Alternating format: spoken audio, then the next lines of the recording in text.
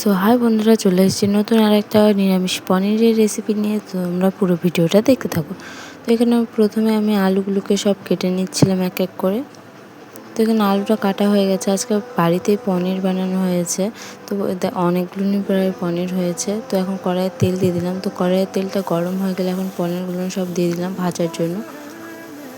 তো পনিরটা ভাজা হয়ে গেছে, এখন তুলে নিচ্ছি। এখানে আমার পনিরটা রেডি হয়ে গেছে। তো কড়াইয়ে আবার তেল দিয়ে দিলাম। তেলটা গরম হয়ে গেলে আমি এখানে জিরে আর তেজপাতা দিয়ে এখন সব আলুগুলোকে ছেড়ে দিচ্ছি।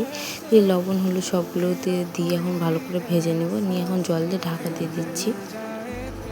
তো ঢাকা তুলে এখন ভালো করে তেল দিয়ে কষিয়ে নেওয়ার পর এখন মশলাগুলো সব দিয়ে দিলাম। তখন ভালো করে কষিয়ে নিয়ে জল দিয়ে দিচ্ছি ফোটানোর জন্য। তো তোমরা বাড়িতে একদিন ট্রাই করবে এবার নিরামিষ পনিরের রেসিপি।